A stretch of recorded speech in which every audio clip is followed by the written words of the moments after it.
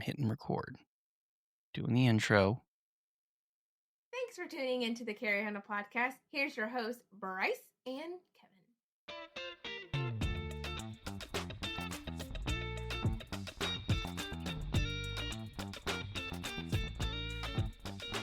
Welcome back to the Carrie Handle podcast. I think I just blew my fucking mic out.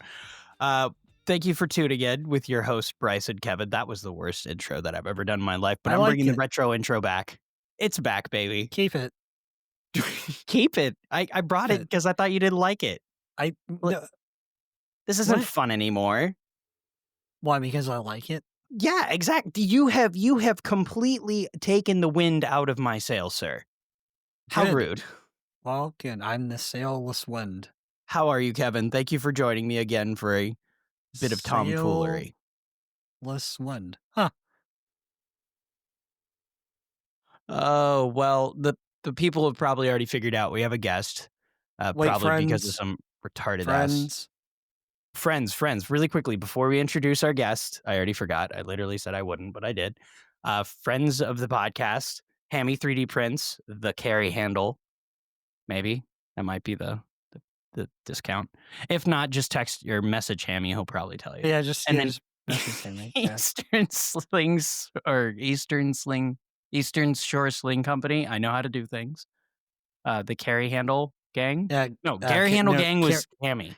Right, Carrie Handle is yeah. It's okay. Yep. Okay. And cool. So we did that. And the other thing. And we're going to Suppress Fest. There it is. And we're going to SHOT Show. So, if there's stuff you guys want us to ask, people you want us to see, things you want us to do, guests you want us to invite on that we should introduce. Fountains you want us to pee in. Who is our amazing guest today, Kevin? Brett from Nightwood Guns. There we go. Hello, sir. Thank you for joining us. It's great to be How here. are you? Thank you. Yes. I'm doing wonderful. It looks like you two are also doing equally wonderful. We're all wonderful. Yes, I'm setting up in a couch, which is not normal. Normally I'm in a chair, so I'm feeling No, don't let him fool you. He normally does sit on the couch. That's crazy that you're in the couch and not on the couch. It's a little unsettling. Well, so what happens when you have a son is they take all of your energy out and you just start like dematerializing into things when you need rest. So now I've just turned into raw tiredness. He is one the couch. Yes, I have been distilled. Yes, I am the couch. So, Brett, for the people that, people probably know who you are and don't know who we are, so introduce yourself, 10-second elevator pitch. Tell us who you are, and then we can talk about some nonsense. I have a YouTube channel called Nightwood Guns where I talk about guns. Boom. That's cool. At Done. night, or is it during the day? It's usually at night. Usually it's like 11 p.m. and I'm like, man, I procrastinated all day. I need to do this video. Gotta do something. I wonder why you look so tired in some of those. Yeah, I'm like, man, it's like if my wife's out of town, I'm like, it's like 1 a.m. and I'm like, well, time to do the video. Well, it's time to crack on, boys. So I guess you might get this however often, but so what got you into the YouTube sphere? What got you into the firearms reviewing? Because you've been doing this a few years, like 4-ish? Yeah, I've been taking it seriously for probably 2 years. Okay. I dabbled a little bit before then. But yeah, I got into it because I've been shooting firearms since I was 5 years old. So it's always been a huge part of my life. And then when I got older, I was watching reviews, getting the guns, and my experience wasn't matching what the review said. And that irritated me. So I was like, all right, we need some more honest people. Like, hopefully I could just save people from making the mistakes that I made. So that was the whole philosophy behind the channel. And yeah, I dabbled a little bit for a couple of years, kind of gone and back again. And then I started taking it seriously a couple of years ago. And yeah, I'm excited by the growth. I'm excited by the community. It's a lot of fun. That's awesome. Well, I mean, you have a very unique style in terms of, I mean, you seem just very genuine to who you are, and you seem honest. Yes, honest is or upfront, however you want to put that. But I mean, you have a very unique brand, which I mean, we definitely appreciate because I don't know, we don't may not follow a lot of basic trends, but we enjoy good content with good data. I mean, at the end of the day, we really like data. You're really entertaining to watch, but you also give really good raw information. And so I guess kind of getting into your review process. So how do you go about I guess approaching a review? What are you looking for? What kind of Yeah, data are you trying to get out of it? What are do you you trying just to like pick up convey? you just like pick up a get it again story? Oh, I'm gonna review this. Yeah, I wake up, grab a brush and put on a little makeup. Um, yeah, so basically it started out, I bought a lot of guns and shot a lot of guns, just kind of my one of my hobbies, probably my number one hobby. And, I basically just went through the process in my videos, what I go through when I actually get a gun, where I'm like, "Okay, I'll hold it in the store and feel one way about it," and then you spend some time messing with it at home, and then you spend some time shooting it, and then by the time you put 1,000 rounds through it, you could feel completely differently than you felt when you first held it because 'cause you're a little emotional, maybe you think it's cool and you want it, but guns are expensive. So there are a lot of times where you've had a gun for a couple of weeks and you're tired of it, or you're like, oh man, the grip texture, I really don't like this now. I need to get it stippled. So I basically just go through that process and then just share it with people. I'm like, hey, here were my observations as I went along. And hopefully this will make you make an informed purchasing decision for yourself. Yeah, it's really So good. are these round count based review? I mean, like when you go because you hear a lot of people say, "Well, I only have this amount of rounds," or "I only do have this many trigger presses," or "I've been had it for this amount of time." Is there like any level of empirical data where you can measure in terms of like I've had this thing X amount of time and I can offer you this kind of information, or is that just kind of emotional? Yeah, at a bare minimum, now I'm at 1,000 rounds. I mean, it was different when I was starting out, but now, Yeah. you pick up ammo sponsors and, you can do 1,000 round review for every single gun Right. because, Yeah. you don't have this upfront expense of like, okay, this is gonna be like $300, Right. just for the ammo for this Yeah, on top if it's 9 yeah. millimeter. Yeah, Yeah. on top of the gun and stuff, it's like, yeah. Yeah, so if it's something like 9 mil or 5.56 common caliber that I can, get a sponsor for, then yeah, it's 1,000 rounds, and that's just a kind of a it's the same analogy as ballistics gelatin, where it's like it's not real world use. I'm not rolling around in the dirt and you know coming up from the water and taking out terrorists, but Right. it's a consistent thing. 1,000 rounds through a gun is a bare minimum for me. And if I have a lot of fun with a gun, I can't stop shooting it. That's when I get north of that. If I don't like a gun, then I'm like, I don't want to shoot this anymore, unless people demand it, like shoot it till it breaks. But yeah, that's pretty much it. Other than that, the amount of time spent with it, however long it takes to get through 1,000 rounds, and really with a fine tooth comb, be able to pull apart the details of the gun. So when you get the game, I mean, is it you pick up a thing and then you're just messing with it for a while, and then you get to the range? Or you what kind of like do you have a clear idea when you're going into a review what you want that thing to do? Like I see you have Yeah. your 2011 videos or your Beretta videos, very based by the way, or you have your subcompact 1911s or some of the really interesting stuff that you find interesting, which is very refreshing. I mean, are you approaching that all the same way, or on some level is it just, man, that kind of looks like a hoot? Yeah, I mean, it's a lot of it is just I let my interests guide me. Otherwise, I struggle to get stuff done. So it's one Yeah, of that's those things. fair. Dude, it's the worst when I start shooting a gun and I immediately don't like it, and I'm like, oh no, now I'm Oh. stuck. No. I'm And stuck. you gotta, like, force yourself to get Yeah, 2,000, yeah. that's when it can get. That's when it feels like work. Is when I'm like, now it feels like sandpaper on my brain trying to review this gun that I hate. So So what how do you keep going then? If you cuz so I Kevin and I just reviewed our first gun and we Okay. had a good time, but obviously it's our first gun, so it means literally nothing what we think initially because, obviously there's a bunch of bias that we have and we're like, "Oh my god, this cool thing that we wouldn't have been able to do." It is Getting cool. it is very cool, but on some level like we need to our words matter to somebody, I hope.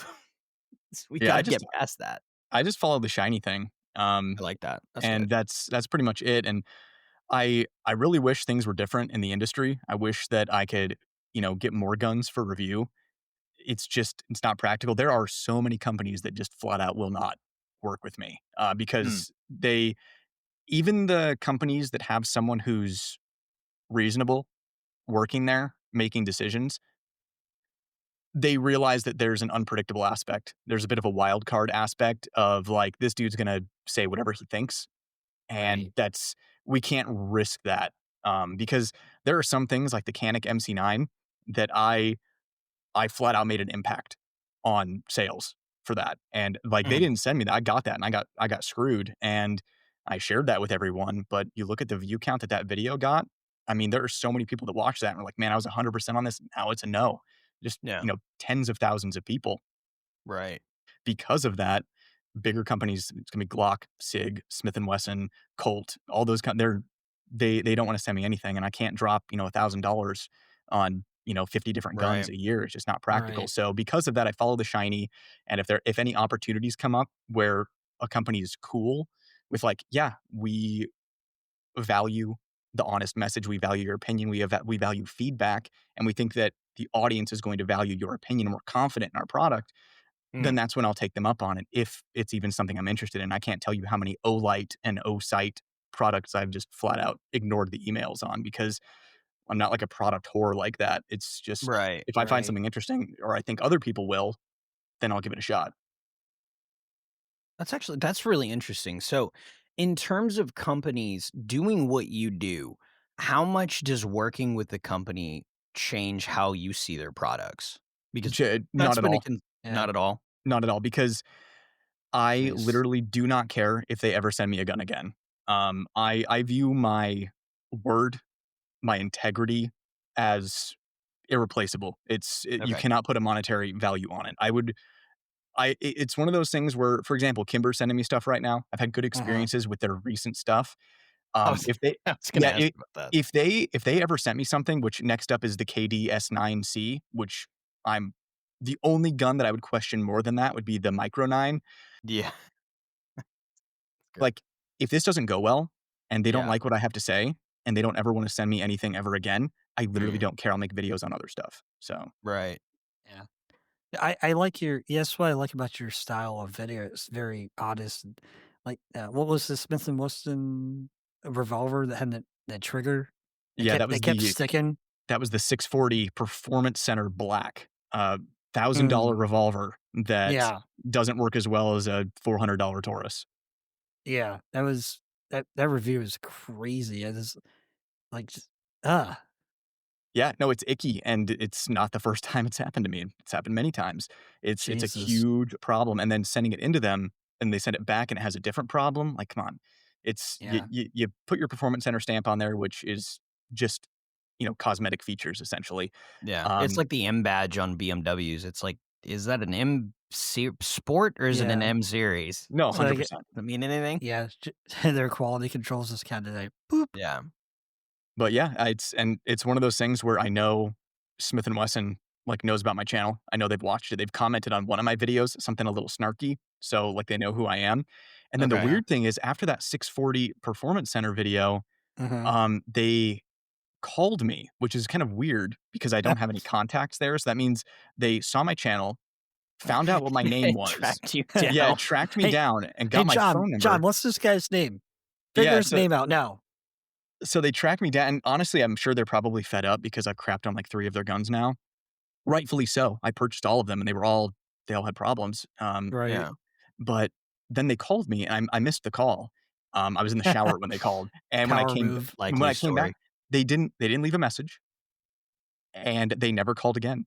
I have no it was like they, like, drunk dialed me. They had a sig moment. This ends today, and then they thought They about it. they had the drone over your I house to know. confirm that you were home, and So they called, and you didn't okay, pick up, so it's just left. conversely, have you been more impressed by a company maybe then? If you've had more of an interaction where something didn't work, has any company been able to pull out of that particular death spiral of you sending in an item that didn't work and then you got a better rapport with them after that? No. No, that's never happened, That ever. fucking sucks. Yeah, Jesus. and So I guess no redemption arcs, none. no, the thing is, here's where I give credit where credit is due, is when I work with a company and I have feedback for them, and that's the thing is I Mm, provide feedback publicly. Not like I that don't is do true. like I'm not like, "Hey, here's me promoting your new gun," and BTW in the email, like, "Oh, I didn't like this, I didn't like that, you know, you could work on this." No, Some I Iraq deliver it. veteran shit. Yeah, I exactly. That was a I, deep cut for you guys. I, but anyways, the companies that take the public feedback well and apply it and converse with me afterwards about it, those are the companies that I respect. And Bull Armory is one of those companies Really? where I have given them feedback. And I mean, first of all, it's like my carry gun. They're the guns that I like the most. I've carried Staccato before I found them. I just prefer the features, like the grip texture, the magazines hold one more round, all that kind of stuff that a Bull Armory offers. But I am like, yeah, there's this piece on the frame that sticks out that's really uncomfortable when you shoot it. It pokes your hand, and they were like, okay, we hear you.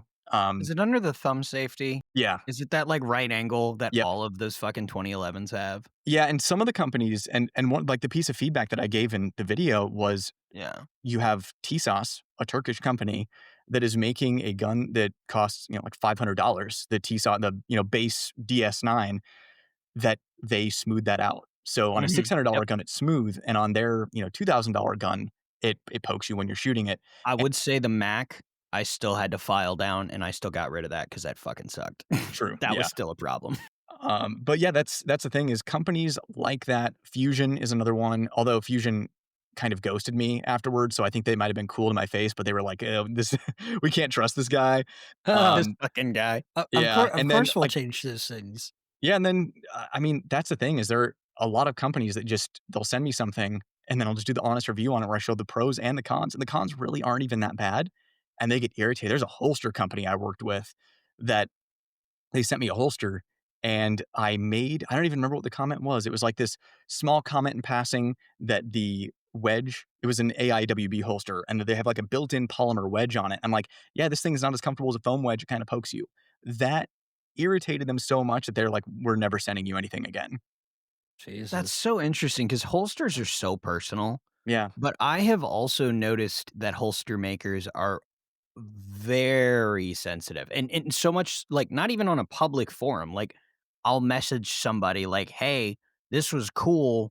I just didn't like this thing." And you get crickets or you get or it's like spiteful online like ex-girlfriend behavior where it's like You're you comment and then they'll respond to somebody else. It's like, "What the fuck?" It's like, What "You're the the hell? problem. You're the problem. You bought Yeah. it. You're the problem." And I I get it yeah. because it's their baby. They spend a lot of time on it. It's But the they baby and to this is the buy. yeah. Well, this is the problem is they make it a part of their identity. There you It's go. that That's good, yeah. like my holster is me. So when Yeah, you give feedback on my holster, you are attacking me. And right. there's one dude that has a holster company. He can make a holster for any gun on the planet. It's Custom Holster Solutions. Okay. That guy is like the most gracious dude with feedback. I gave him some pretty harsh feedback. He made every single change. And he said, Interesting. "Thank you so much for sharing this This with is me." That's so humbling. appendix so I grew up reading Pistol Forum and following Todd Green. So that's where I found like custom Shaggy solutions and heat guns and trying to get shit to work. And then 10 years ago, when I really got into carrying guns, there was still absolutely nothing for concealed carry. You had like the Raven concealment stuff, the injection molded stuff. I know people still champion that. I never really had good success with it, but it's such an intimate thing, and I remember waiting freaking months for custom holsters. Like, you had to want a JM Custom Kydex, or you had to want certain things, and it wasn't until you had, like, Dark Star Gear or Filster or Henry or any of these other companies that you had mainstream access to these things. But even in those more mainstream holster solutions, I mean, I still think there's a lot of room for improvement. There is a company I have not tried that I have recommended, and I rescinded that because I haven't tried it. Not rescinded, I apologize. I have to add a caveat. I have not tried, but I've heard nothing but good things, and that's Tenacore. I've heard good things about their holsters, so I want to try those. I've been trying to move away from maybe not move away, but the Enigma is fucking headache of But mine. but Filster. I want Filster's that thing to work so Filster. badly, and I've tried to make it work for so long, and it's Fi frustrating me. Filster shows you the way. I've heard that Tenacores have a built-in wedge that's like polymer that's built in that can kind of That poke you a makes me little bit. nervous. I get nervous about wedges like that because I do like the customizable, the layered filster thing. I think Yeah. that's kind of nice. Downside, it shifts, so you have to redo it again, and it's like, man, just cutting some yoga foam was really easy for a while. Yeah, for the longest time, I carried, behind the hip in the Galco Summer Comfort, which was a ripoff Ooh. of another holster, but it was like the 2 loop snaps, so I carried that, and, Yeah. that was always, like, pushing into my glute, giving me back problems, so then I I was gonna say switched. the snaps printed more than the gun did. Yes, Yeah. and then I, switched over to the Galco King Tuck, which was a ripoff of Ooh. the Crossbreed holster, Yes, it was. and that Every was more YouTuber comfortable. every YouTuber in gun magazine, I remember the belt line and then the holster ad and all the Guns America or gun or firearm, whatever the fuck, guns and ammo magazines. But I mean, I God, holsters piss me off because I'm a big guy. Like I'm not a big guy. I'm a small guy, but I did a limited about it combative stuff, and I've seen plastic clips break. So I have like such an anti plastic clip opinion, and so many certain things on holsters. It's Well, like you get really I mean, close. DCC clips are basically the way to go. That's what I run. Yeah. So that I mean, Kevin, I don't think there's a debate against that. I mean, they're just I don't know. I've had some guys, they're like, well, it's too hard to get the holster off. And I'm like, that's kind of the point. You yeah. don't want the gun Not if coming you out. use it every single day. It's So I went to an ECQC class 6 or 8 years ago, Craig Douglas Shipworks class. And I have one of the hybrid holsters that cracked down the middle. Or it wasn't mine, but it was one of the guys in class. And his fucking plastic clips are all bent up because somebody yanked it out of his pants. And it's like, because the comment was, you can't take this from me. And the guy was like, I think I can. Yeah, the He did. DCC clips they're great. I mean, they'll still if you're grappling with someone and they're trying to rip your gun off, they'll spring, but Mm. they will stick to your belt. So, it's still yours. Yeah, I mean, in terms just going back to holster, what was that? You're gonna have to send me that holster company because I'm going back to trying to figure out what guns I want to carry because I've been carrying a J frame, and I love J frames. I love revolvers, but I like old Smith & Wesson revolvers. Let me add that caveat. Gotta I qualify like it. old Smith & Wesson The ones revolvers. that work. Well, I had a 442. I only put 500 or 600 rounds, maybe, of 38 special, not plus P, nothing spicy, ball ammo. Broke the hammer pin off of the aluminum frame in 500 or 600 rounds, which is fucking insane, by the way. So more to your point about the guns, it's like, ugh. Yeah, it's like, what are you doing? But yeah, the older Smiths, I mean, you get me going on older Smiths, we'll be here for like 6 hours. But just a whole different age of pride in craftsmanship and Yeah. just, I mean, what would be considered nowadays work of art that back then was considered a tool. Yeah. Well, I mean, you can even looking at the yokes. The yokes are paired with a cylinder, and then that's actually fitted based on the frame. I mean, it's so Well, I look at it's old back when they guns. cared about the craft, they weren't just mass producing, churning out guns to sell to people. Yeah, that is one thing I like the Nighthawk kind of thing where it's like you're literally putting your stamp on the gun, and that's mine. That'll find its way back to me. If I fucked it up, it comes right back to me. I think it's kind of interesting. And even then, like Nighthawk, I think is overrated with some of their stuff. I've held some of their 1911s that are, I'm like, No, I'm not talking about quality. That's not what I said. I just said that their name is on the gun because I have also philosophy. held those Name guns. is on the gun. Accountability.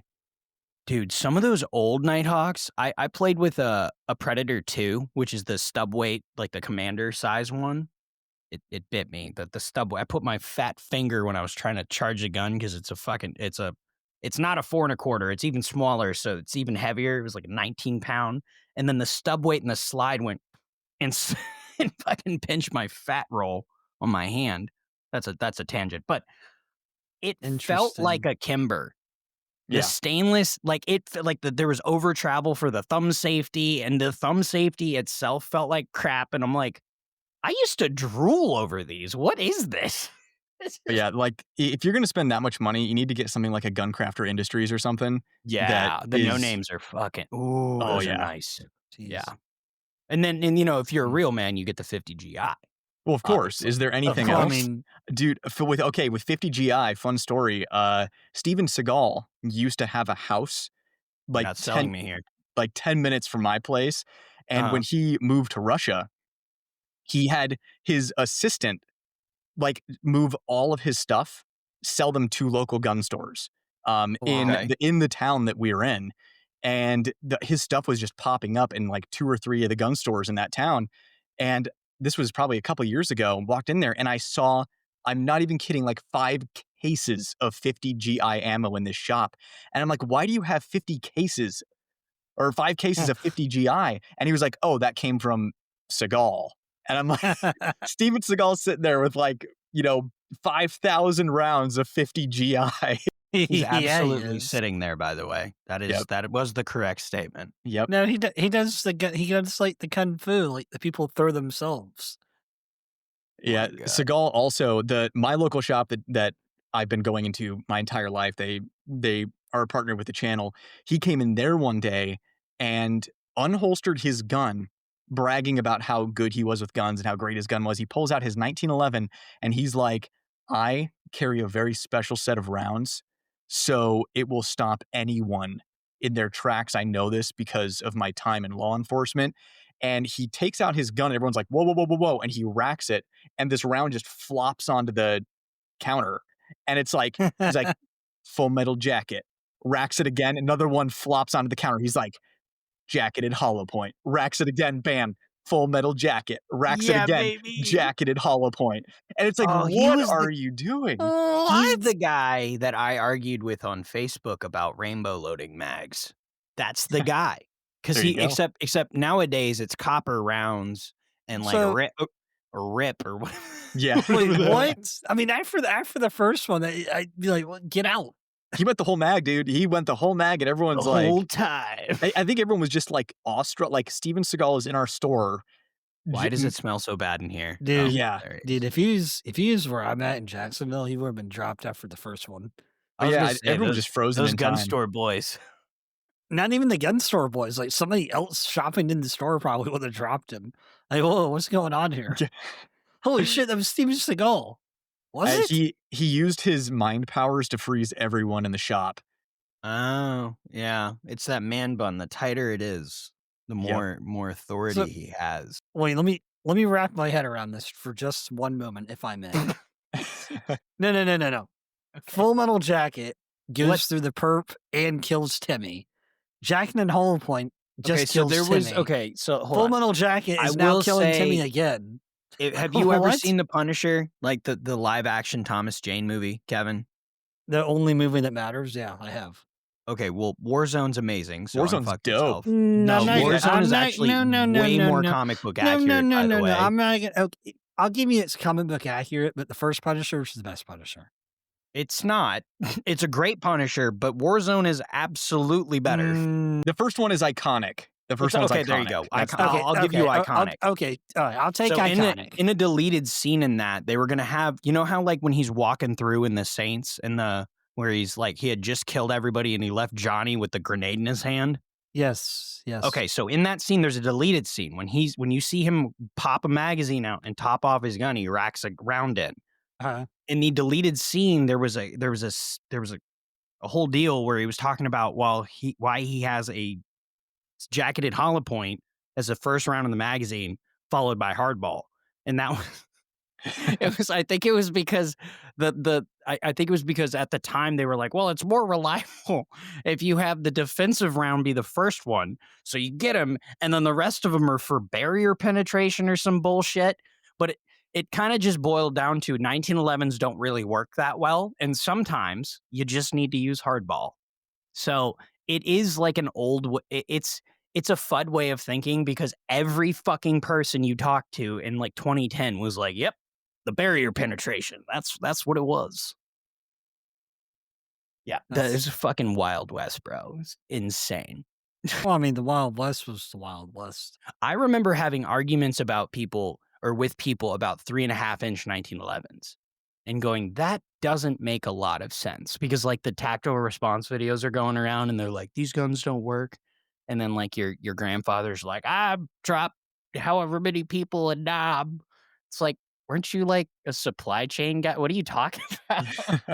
He's working the mailroom. Yeah, like what? What are you Them dropping? GIs Cases of never saw it wa- coming. Yeah, Talk to me about my he's dropping cases postcards, of water. you bastards. So I guess now we could kind of circle back to this. Goofy guns. Goofy guns that you like just for the sake of liking. What is a fun goofy guns. gun? What is a fun gun that you just like for the sake of it? Well, So it's something either in the pipeline or that you've talked about already. yeah, I mean, top of mind because the video just came out today, but the DPMS kitty Well, cat. I yeah. mean, like it's top of mind. What a stupid gun. 7.5-inch 5.56 AR. Yeah. Everything about it is dumb. DPMS is dumb. PSA, I love their mission and what they've done with the place, but I mean, you get what you pay for. eh, And yeah, but it that's fair. is cool. It's got that got the carry handle. It's got the 4-inch knurled aluminum handguard. It has the world's most uncomfortable pistol brace that looks like a Car 15 stock. It does look so good though. It looks perfect, dude. It looks perfect. It looks It's the perfect about as Instagram bad as I gun. think it is, I imagine. Well, it's worse. Even in 5.56? However bad you think it is, it's worse. Okay, because that Jesus. little corner just kind of looks like it just perfectly right in the pain area. Oh, it's terrible. And I've Lovely. shot, I'm metaphorically speaking, I've shot every gun on the planet, but I've shot a lot of guns, and the two calibers I have the most rounds through are 9mm and 12 gauge. I competed heavily in skeet, sporting clays, and trap. I have so many rounds of 12 gauge through my shoulder. I have not had a bruised shoulder since I was probably like 10 years old from a long gun. This is the first bruised shoulder I've had since I was like 10 years old, was from that kitty cat with that pistol brace. Jesus. Oh. So do Modern Tactical Shooting YouTube channel? Yeah, sure. Yeah, So sure. fucking Yeah, sure. convincing. Yeah. All right, so the guy that runs it, he was a Green Beret, and he's done a couple things. Jeff, great guy. You should definitely go watch him. We actually had him on. He tried to deploy with his 7.5-inch Adams Arms piston. And the whole time, like, he's telling us about and because I have Yep. one of those too, but mine doesn't really work either. Now, granted, I built mine off of a barrel that, I'll be honest, I don't remember where I got that barrel. 100% don't remember how. Actually, I have a couple barrels like that. Either way, I had barrel, have to build, as it is, right? So I haven't been mine doesn't work, but just because it's something that probably shouldn't exist. However, Jeff basically the entire time we talked about 7.5-inch guns, he was talking about how the piston makes it so that there's a lot less unburnt powder, there's less concussion, and he was championing the 7.5-inch guns. Now, obviously, at 100 yards, it's still better than 9mm, but the concussion is really where my cutoff was, and I'm like, this thing's a toy. Like, why the fuck would you ever want this thing? And then even putting a suppressor on it. Are you really doing much? Yeah. How'd that suppressor run on the kitty cat? It ran fine. The Dead Air Sierra 5 is shorty rated for like, down to 7-inch barrels. So Yeah. it's holding up just fine. Why is it? Oh, it is not quite at all, but it goes from you fire it and your head explodes like you're in Scanners to your eardrums are bleeding. That's okay. Well, so it's an bleeding improvement. eardrums are okay. Yeah. See, I'm thinking slight tinnitus. A touch of tinnitus. So we were kind of scrolling through, or at least I was scrolling through your videos to try to find another, like, a long gun video, and the last one I found was a Scorpion, maybe. Yeah, CZ Scorpion and the Q Sugar Weasel. That's what. Yeah, the Q. Okay, yes. Don't want to talk about that. Ew, icky. Yeah, but so long guns are more of just a thing you enjoy for fun, or like, because I never see any videos on long guns on your channel, and then when I do, they're still technically pistols. There's a very specific reason, and you're getting the exclusive. Whoa! On this one, I've never told anyone this before. I'm so excited. it is more work for me to capture a long gun on camera when I'm doing my close-up B-roll that I just don't do it. Oh Um, my god, that I makes a lot of Wow. sense. because it's one of those things I can put a handgun there and I'm just like, do, it Yeah. goes really fast. When I'm on camera, I can hold up a pistol and I'm like, here it is. But a long gun, I'm like, okay, what do I do? Like when I'm actually talking about it at my desk, I'm like, how do I hold this thing up? But like I do have a lot of long guns. I have a lot of shotguns. I have a lot of rifles. I love them. I adore them. I train with them. I almost found my niche accidentally out of laziness in pistols Love that. That's and like short barrel stuff. Now I do plan on doing a lot more long gun videos. I also said that last year, but it's gonna it will happen. Like I have a Benelli M1014 and I'm probably just gonna end up doing my Benelli video on my M4 entry because it's easier for me to hold love up. it. Is it But smaller? yeah, because it's smaller. That's awesome. I love the honesty. That Yeah. is honestly the best And- thing in the world. and It's like, logis- honestly, Yeah, I like could review logistically.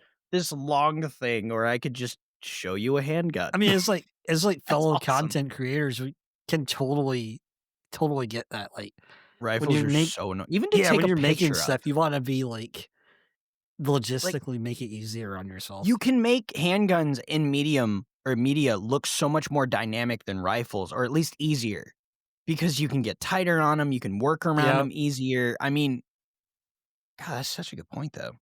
Yeah, I was it's Bryce I mean, is because having when you an try to do epiphany.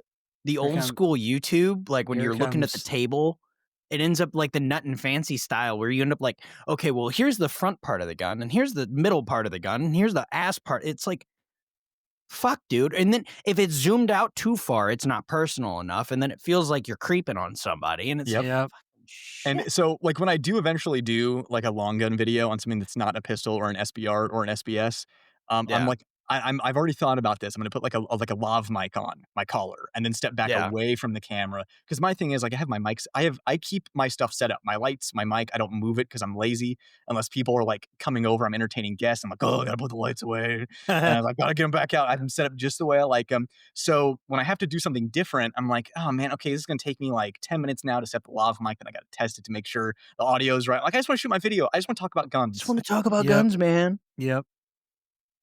Dude, that is like the best I mean, in terms of motivation. So one of the few videos Kevin and I have is us just on this studio that we're in now, and it's just Jesus.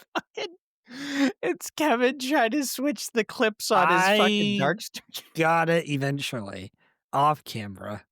And I think I'm swapping dots on my A300 or something. I don't remember, but I definitely had the harder task. A lot of cussing. Was it I think he had just built his first like parts Glock. So he got a lone wolf frame. My man went for it. He was like, I've never built a gun. We went on a podcast. Someone made fun of him and he was like, I gotta make a gun now. Metal slide. It was on sale. A barrel. 2 to 3 Glock Gen 3 kits because I kept losing little so. pieces. I think I lost yeah. a safety plunger. I asked Yes. Preston, like, can I run this without a safety plunger? He's like, well, no. Sig I was like, does. oh my God. I'm like, fine, I'll buy another. So I have like 3 bags of fucking parts now. It's He's just to got build. bags of parts, and every time he comes over, he's like, "Do you need some?" And I'm like, "No, no, I'm fine, then thank to- you." To my disappointment, the Lone Wolf lower only takes Lone Wolf trigger housing. So I had a Wow. Gen 3 trigger housing. I was trying to cram it in there. I was like, wait a minute. I have a Lone Wolf one. Just randomly just have one because it's one of the kits I bought. I was like, does this go? I'm like, oh, it does go. And then I put it all together. I take it out to the range and I had a bad trigger and it went, well, I knew it was a bad trigger. The people next to me had no idea that I just let off 10 shots with one pull, but I did. And I quietly, promptly left. Kevin's been making his own FRTs before it was cool. I was like, oops, I knew what happened. And I So- tested it a few times. I was like, okay. Oh damn. yeah, it was a test, was it? Yeah, I had It's a good thing this isn't a Scar. recorded show. I But had yeah, a skin, this Scar isn't recorded. Scar 17S that this is when I was in college.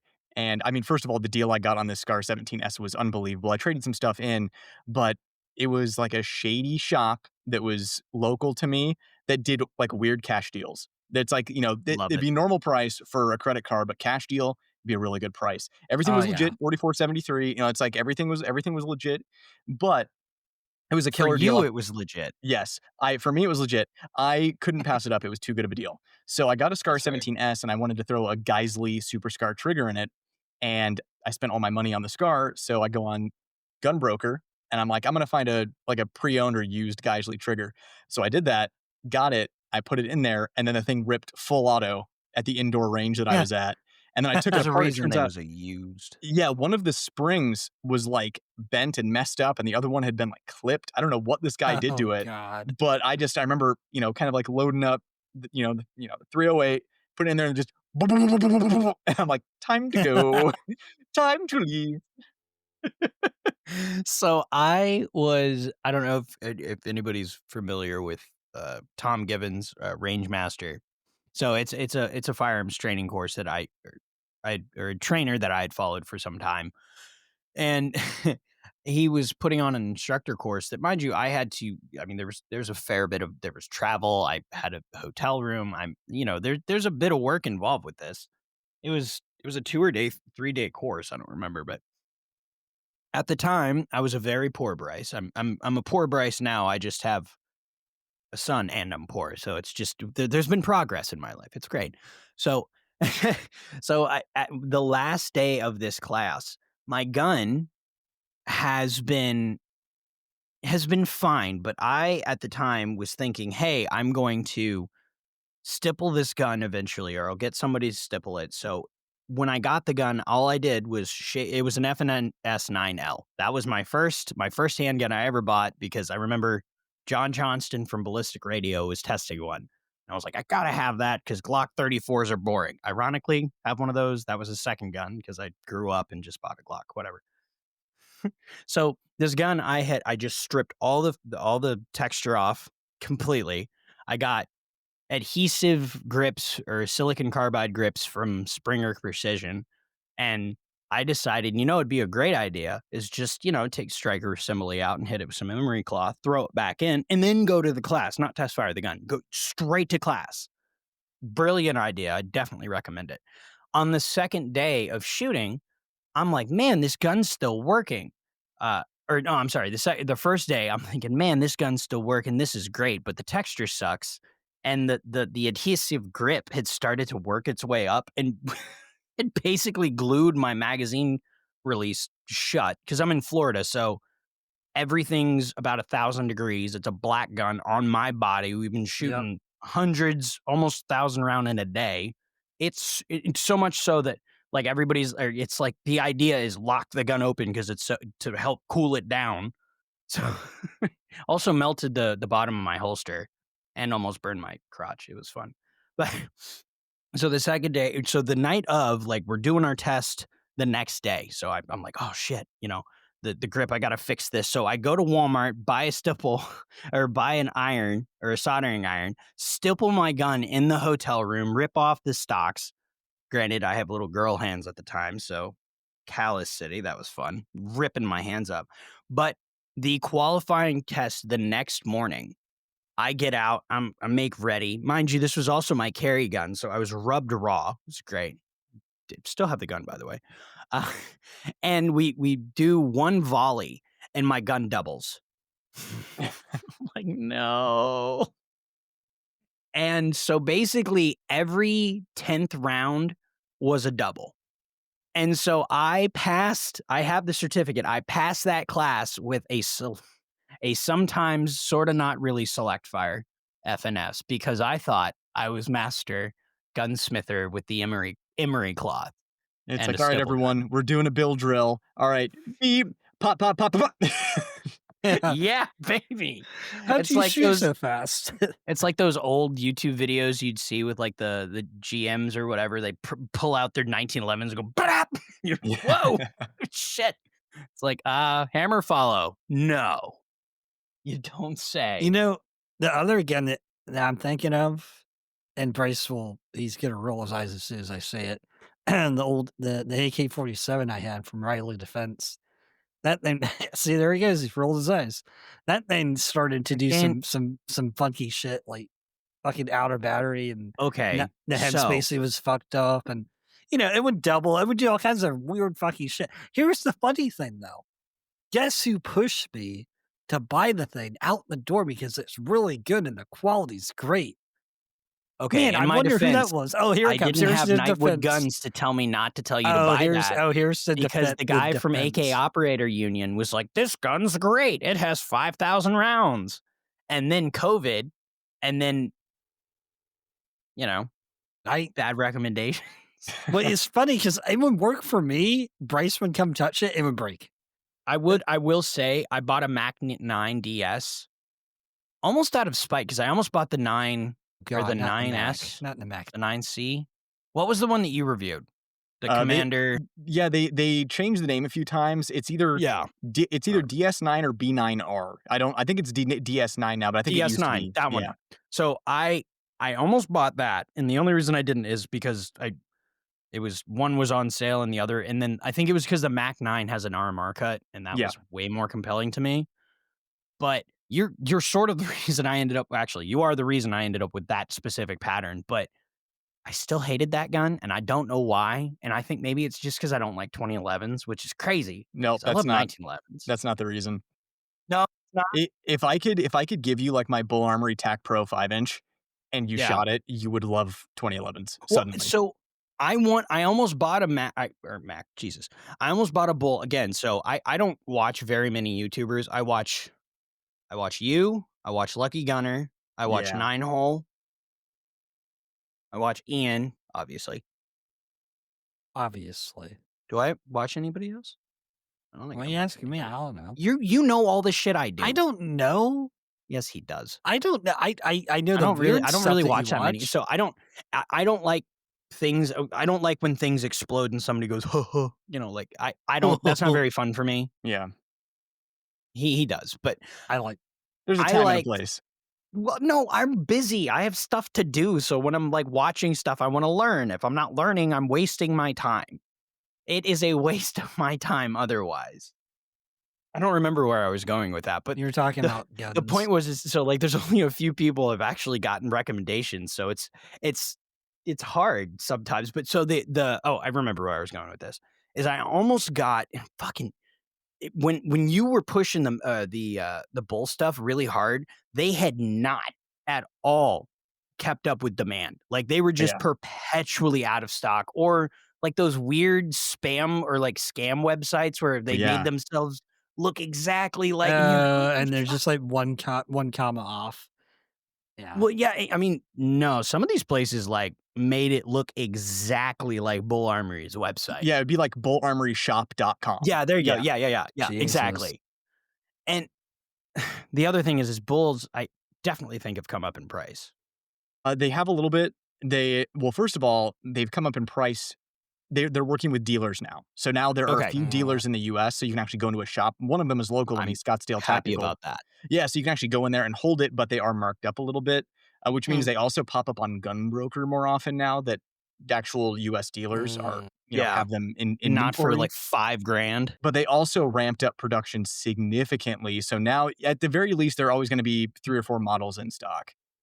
Okay. That's good. So that is the other thing, because I mean they just use para mags or the para pattern arms core style mag, because that's really prevalent in Europe, right? Yeah, that's where it started. That was how the magazine pattern started. But the thing is, even like I would not tell someone that you need a Bull Armory to defend your life. It's like if you don't have if the $2,000 is hard to hit, it's not worth it. Like, you don't need it. It's just, if you want a 2011, it's the best bang for the buck. If you've decided that that's what you want. Like, that's the only downside is it doesn't take 2011 pattern magazines if you want other 2011s in the future. But I actually prefer the Bull mags to 2011 mags because for the same size mag, they hold 1 extra round. So I think that's such a non-argument, though.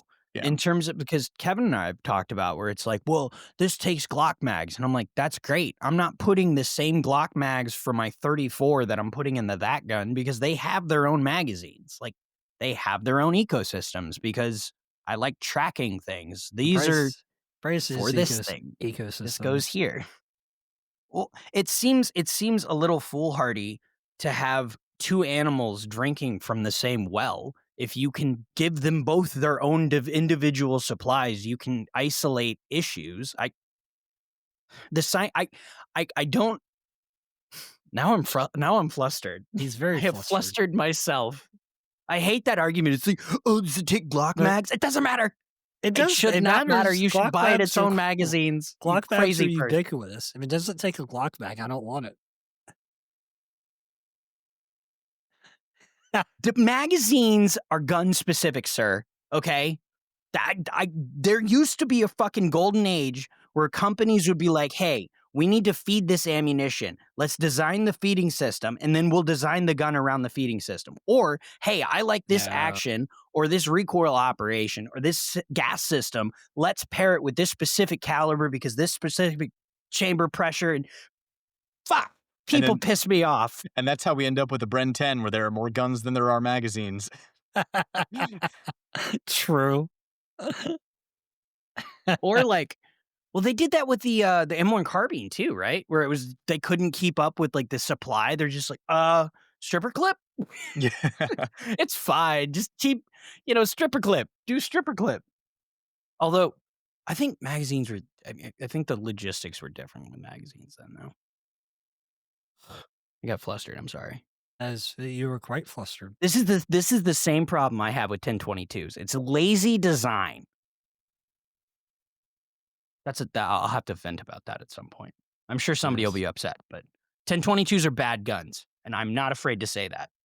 I don't like them. I do not like them. That's an opinion. That is a strong opinion I have. I do not like Ruger 1022s. Most of, if not all of the 40-year-olds that listen to this. Well, so I work with old guns all day long. I work at a firearms auction house, so all I see is like your dad's guns or your grandpa's guns. So it's like 10 or 15 years removed.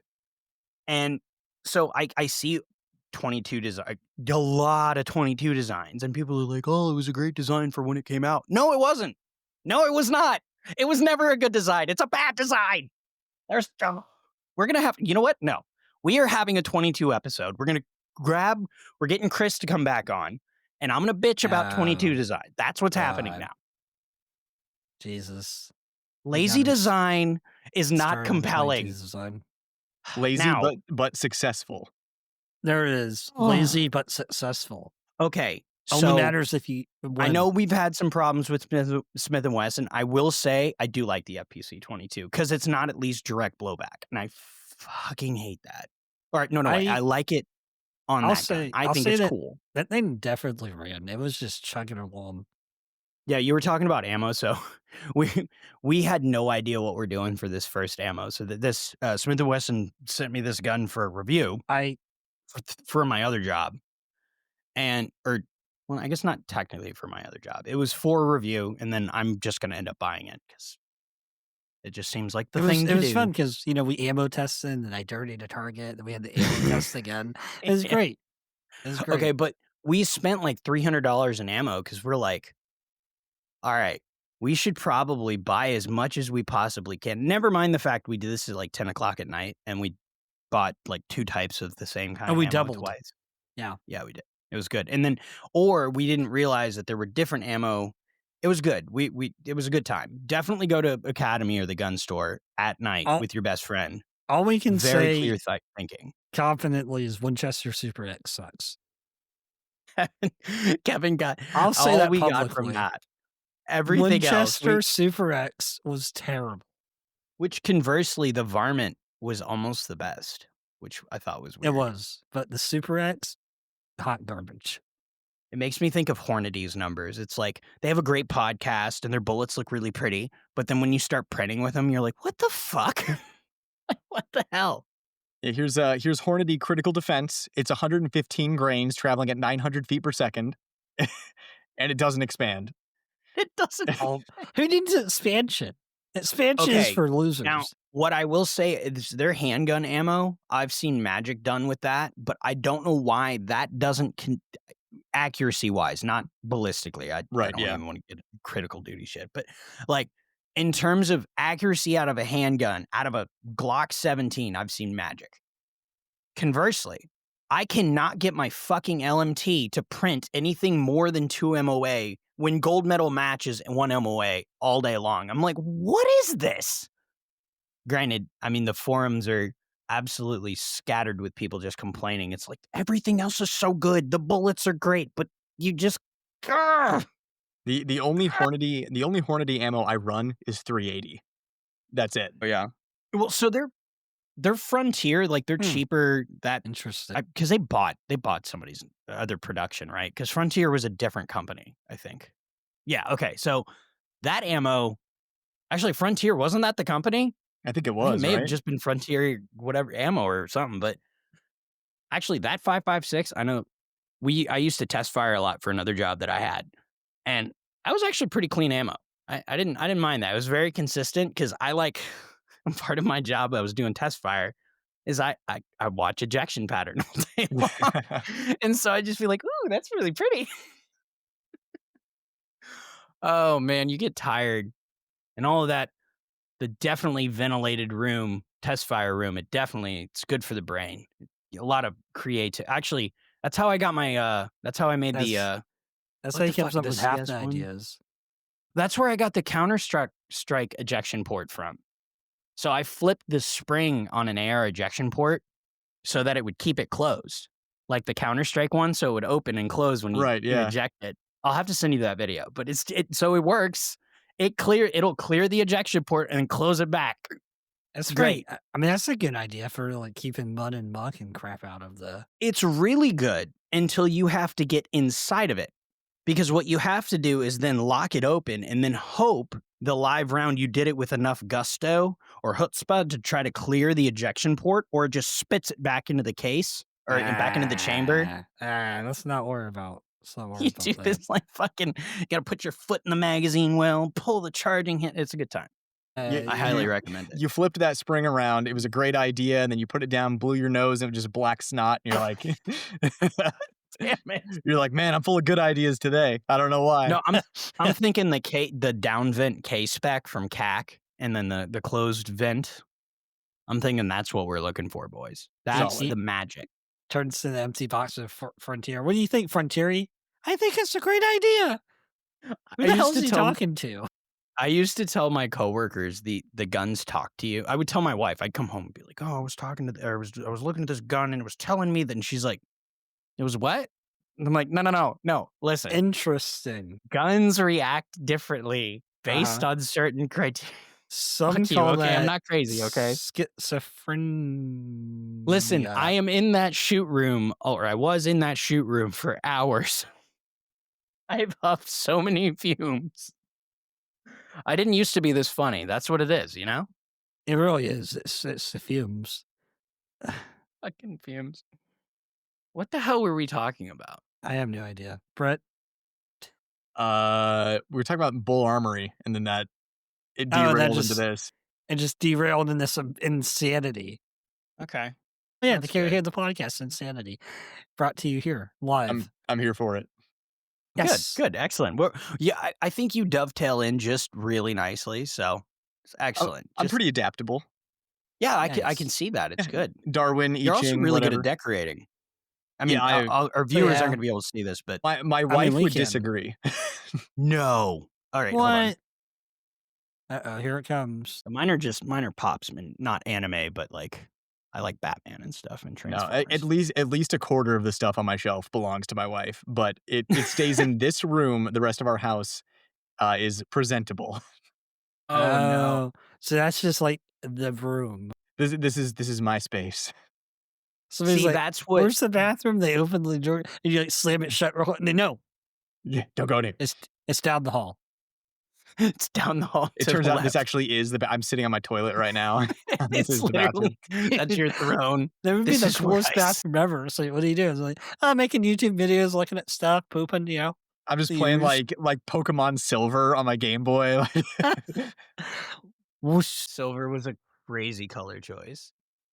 Oh my god! All right, so we do this thing with our guests when we remember sometimes, and sometimes it goes well. But you seem like the guy. We like to figure out what our people do, and that's a good post for you. We like to figure out dry fire routine. We like to figure out what you think about carrying certain items. What do you carry within reason that you wouldn't want to dox yourself with, obviously. So like AIWB, size of gun, general habits in terms of dry fire, and then drills and how you maintain. So like, what do you do? Yeah, Tell us your intimate details. hit me with the questions one by one, and All right, we'll go perfect. through it. So, what gun do you carry in what location? I carry a Bull Armory EDC Pro Compact.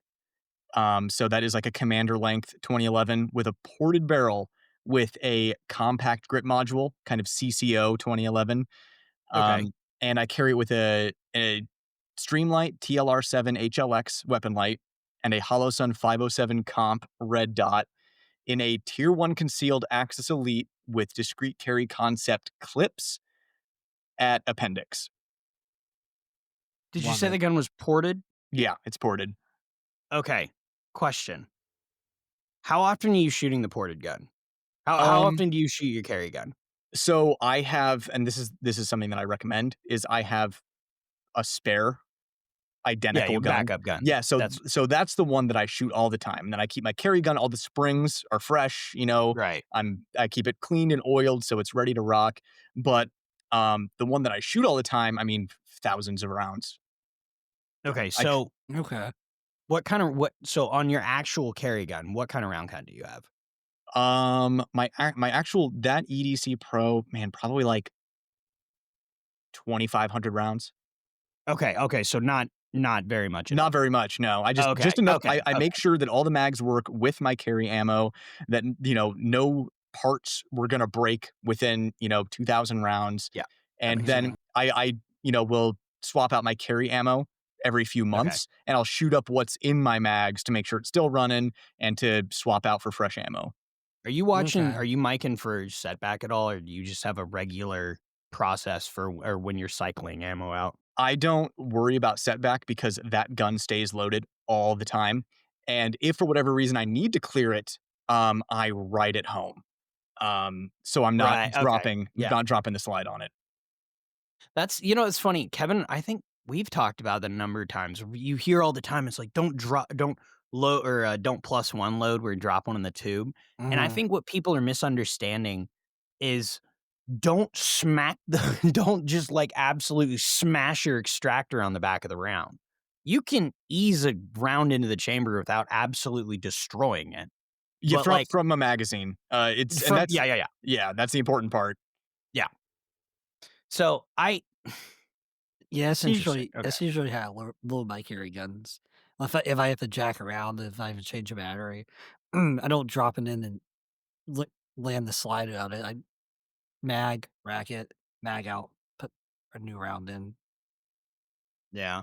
give it a go. So in terms of I guess where I was gonna go with that is the porting. Have you noticed in terms of like obviously you have a backup gun, so it's gonna be less of a concern. But on ill effects from porting other than it dries the gun out? Is there an appreciable difference that you've noticed in because I mean, obviously you've been shooting ported guns a long time. Yeah. So yeah, it definitely dries the gun out faster. You're right about that. It's, a ported barrel on a 2011, you're gonna have to hit the barrel with oil twice as frequently as a non-ported barrel. But as far as ill effects, the only downside, well, okay, not only, but the largest downside to a ported barrel is going to be spalling from bits of jacket and carbon flying out of the ports. If Yeah. you need to shoot from retention, I'm not worried about it hitting your skin. It will penetrate the skin. It will hurt, but it's not going to kill you. But getting in your eyes, because it will go into your skin. It will go deep enough to hit muscle tissue if it's, very close to the surface of your skin, which means it is enough to take out your eye or your eyesight or I Yeah. mean, at least in the Yeah. fight to remove eyesight, and Yeah. maybe even after the fight, lose the eye. So it's within the realm of Mhm. possibility. That's the largest trade off. The other one just being concussion and noise. If you're getting carjacked, you shoot inside a car with the windows rolled up. That would really suck.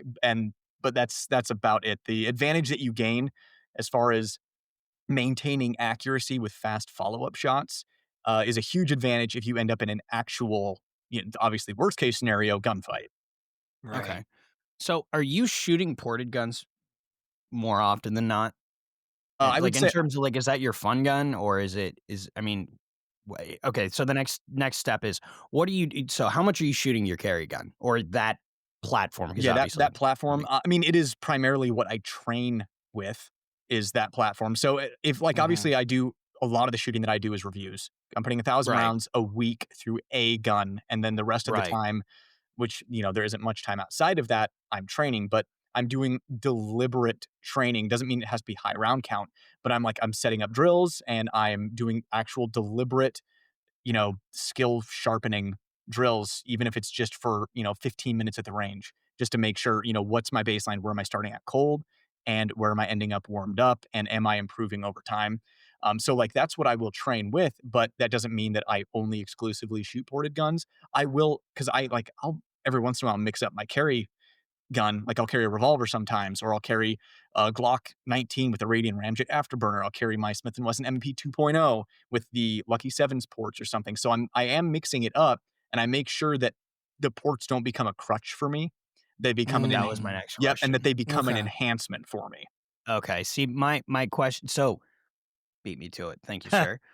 In terms of crossing guns, like, I mean, when you do go into a review gun that isn't ported, I mean, how are you able to keep yourself honest? How are you able to maintain? Because I mean, ports, I don't, if people haven't shot ports, they do very much, they are very helpful. Yeah. Now, specifically, by the way, we're talking ports, not comps, just as an Yes. important, Right. important lesson. Oy, oy, oy, oh. Thank you. Thank you, everybody. I'm very happy about that. So what do you do? What do you find shooting ported guns and then going to a review gun that doesn't? What are you getting from that, or what have you seen back to back like that? Yeah, I mean, honestly, not that much. You can either shoot or you can't. I think that Right. if you shoot exclusively only ported guns, and then you go over to a non-ported gun, like let's say for every 5,000 rounds you shoot, um, you know, 500 of those rounds are in a non-ported gun, then yeah, you're gonna feel that the non-ported gun's jumping a little more, and it can kind of catch you off guard. Um, but I mean, it's kind of like not losing your skill with iron sights when you're used to running a red dot. Yeah. Like I can shoot both irons and dots just fine. Right. I shoot irons occasionally, shoot dots most of the time, and it's kind of the same with ported and unported. That's how I keep myself honest. Is I'll do an actual skill check with a non-ported gun because I also have other 2011s that aren't ported, and I'll even shoot them side by side. And the thing is, yeah, it makes a big difference, but I mean, and perceptively in your hand, it makes a big difference. But on paper and on target, doesn't make as much of a difference as you would think if your technique is squared away. And I think that's the Mm, difference is people whose technique is not squared away will see more of a gain from ports than someone who has excellent technique. So it almost gets to the point of like changing the tires on your car. And yeah. it feels different on the road when Right. your technique is squared away. It's like, Right. okay, it's not that I'm shooting it faster or more accurately. It's that it is easier for me to maintain There you accuracy go. when shooting it fast. That's a good way of putting that. Yep. Is it's okay? That's a really So good way of putting that. that's how I've been trying to contextualize. I've been talking. I mentioned this a couple times before, but what we're trying to do is make things so people that don't get to shoot a lot, we try to maximize, right? Try to maximize what we can get out of a gun. And what that and Kevin and I have joked or kind of talked about offensive handguns here and there and what that would look like. And I mean, making a gun as easy as possible to shoot in the most stressful moment in your life, doing something that's fucking terrifying. I probably want it to be a little easier than not.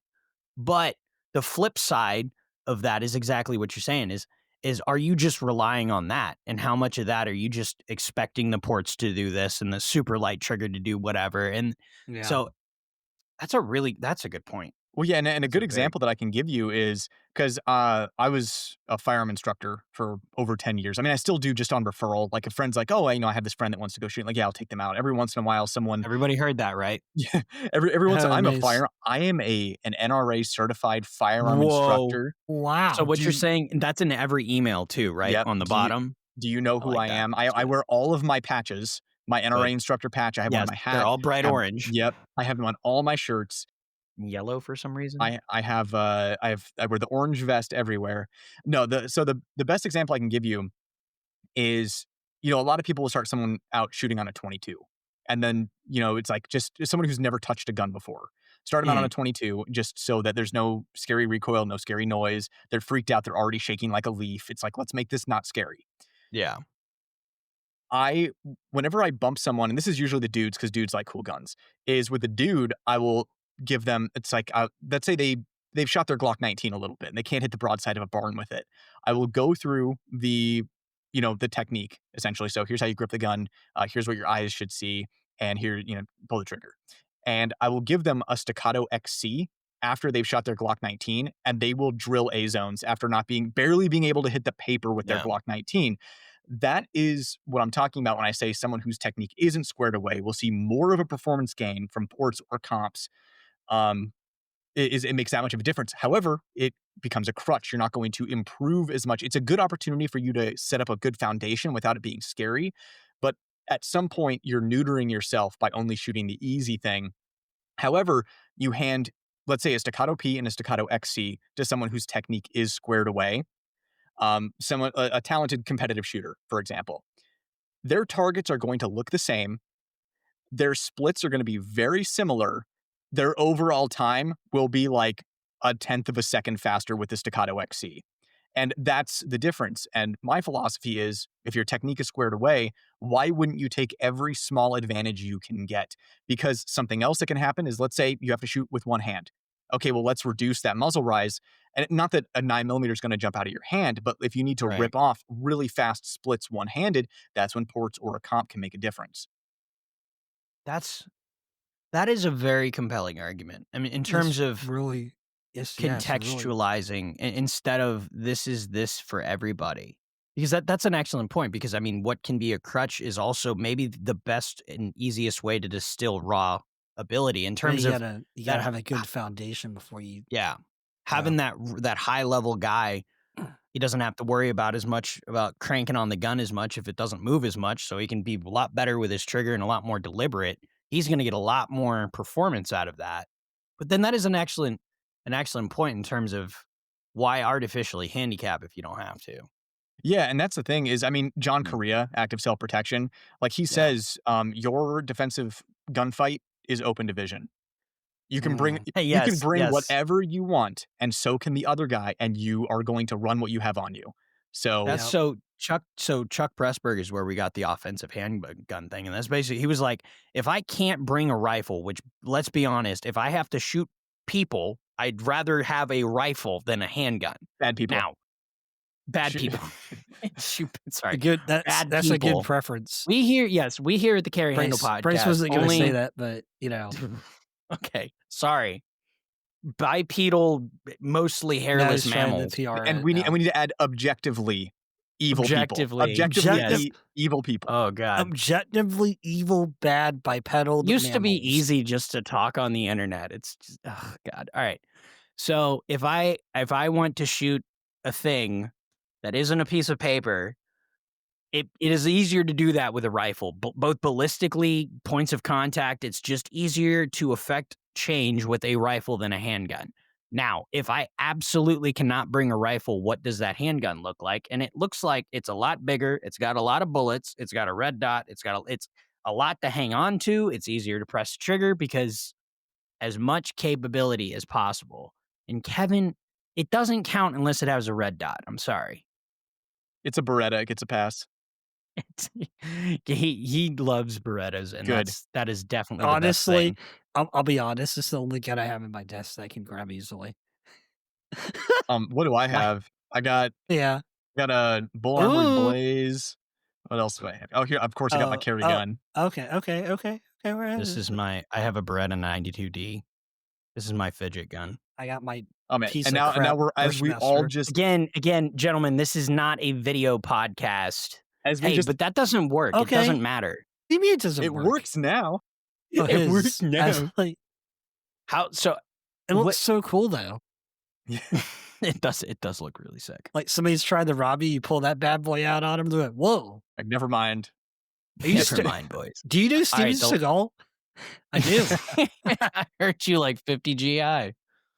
Oh, crap. All right. So we talked about all that. Now you're dry fire. What do we do for practice when we're not making loud noises? Yeah, so I don't do anything fancy. I just have an unloaded gun and I dry fire. And I think just to make this a little more interesting than just like I dry fire like a normal human person with no technology, no laser capsules, none of this What? fancy, What? none of No this Ace fancy. VR? The Yeah, no, fancy stuff? no, I don't got none of them laser beams in my I gun. ain't got them The laser beams, beams boy. and the guns. Uh, so there are a few exercises that I do, like I said, just to make it more interesting. Is I will do actual like dry fire as we know it. So it's like, you rack it, get your good grip on the gun, and then press the trigger. But the more important thing that I do is, let's say, for example, since I carry 2011 style pistols, that's the example that I'll use. You can also do it with striker guns, but with my 2011 is I'll fire it and just hammer down, and then I'll just do like fast splits on the dead trigger while making sure I'm maintaining the consistent grip pressure with my hands, and just do that right, making sure that. And that's the thing is don't relax during dry fire. It can be really easy to stare at your dot during dry fire. Make sure I make sure I'm target focused. So I'll be transitioning between targets, making sure I'm target focused while maintaining the correct, proper grip pressure while running the trigger. I'll Do you also occlude it all? Or do no, you just raw dog it? All right. no, I raw dog it all day. I have the worst problem Nice. inside, specifically inside when it's just like a normal room, being like just gluing straight to that dot. And I've had better luck occluding inside, but then outside, not a problem. Never had a problem with that. I could have that thing as bright as the sun, and I could see. I don't know why. I'm just It's I'm like Batman in the cave getting over my broken back. When it comes to the dot, I'm like, nope, I'm gonna do this. It can't beat me. It can't beat me. you I can. cannot- I don't need to put tape on my glass. I can do this. Oh Is this god. all you got? So yeah, and then I'll with dry fire, I'll also do dry fire with my finger from different positions. So like completely off the trigger, a little bit off the trigger, resting on the trigger. And then the important thing is to also mimic resets, or else you can create a bad habit for trigger freeze. So I'll kind of just do that. Obviously, if it's a striker gun, I'll just let the trigger go dead and just kind of mimic shooting the splits that I want to shoot. So yeah, The only time double action is ever a good time is when I'm dry firing. Because I hate DASA guns with a dying passion, but I like double action only because I'm weird. But You are. my favorite thing is that they're just like easier to. I mean, I don't have to worry about resetting. You just click, click, click. It's Oh, yeah. just Oh, easy. my favorite guns to dry fire are revolvers. Just load them up with snap caps, and I'm like, Oh, yeah, let's baby. go. Click, click, click, click, Yeah, click, click, click. My it's wife is like, it's awesome. Yeah. stop. Well, there's something special about specifically a Smith and Wesson, by the way. Just something. So I have a 625 that I carry in Florida because I hate myself, and I love it so very much. But the authoritative feeling I get from that giant stainless cylinder going counter, you can almost feel the gun torque even when you're shooting it. Yeah. But when you do the cylinder spin, you get the. I don't know if you guys watch Top Gear at all, but James May says get the fizz. He's like just right at the base of your testicles. You just get a little something. It's a good little thing. Interesting. Now we're talking about It's now testicles. I'm sorry. I'm tired. I don't know what I'm talking about anymore. Tired All right. testicles. Well, Brett, we are so incredibly grateful you came on. Can you plug yourself so people know where to find you, even though they definitely know where to find you? Yeah, Nightwood Guns on YouTube. Pretty easy. You can just Google Nightwood Guns. You got me. That is true. There you go. Okay. Excellent. Perfect. Excellent. Oh, God, I'll figure this out eventually. Is there anything else we do here? Is that Kevin? I mean, there's Can an you outro. police me? How am I? Oh, that's we have an outro. That's right. Well, thank you so much for Police tuning you. in to the Carry Handle podcast, and we are so happy to have Brett from Nightwood Guns on. Thank you so much again. It was excellent. We hope to have you on again. Maybe we can talk more specifically about some of those guns that maybe you play with. It'd be a pleasure. Yeah, thanks for having me today. I'd definitely come back for sure. Oh, awesome. Hooray. Well, thank you again. So let me hold on. Hold on. I am a professional. Yeah, I am a man of profession. That's what he keeps telling us. Shut the fuck up. All right. Thanks for watching, guys. Hit it. Hey, you made it to the end of the video. Very cool. You should like and subscribe. On Facebook and Instagram. And Twitter and Spotify. You should listen there too. If you aren't they heard listening this on to this on Spotify right now? Well, they could be, but there's also YouTube podcasts, so all of the places. We always forget where we post this stuff. We don't know where this is. Thank you for listening wherever you're listening to, but you should also like the other places that we are. And Who are we, and what the hell are we doing here? Yeah, I don't know how we got here. So thank you for letting us talk directly into your ear holes. Right to the brain. Thanks for listening. Bye. Adios.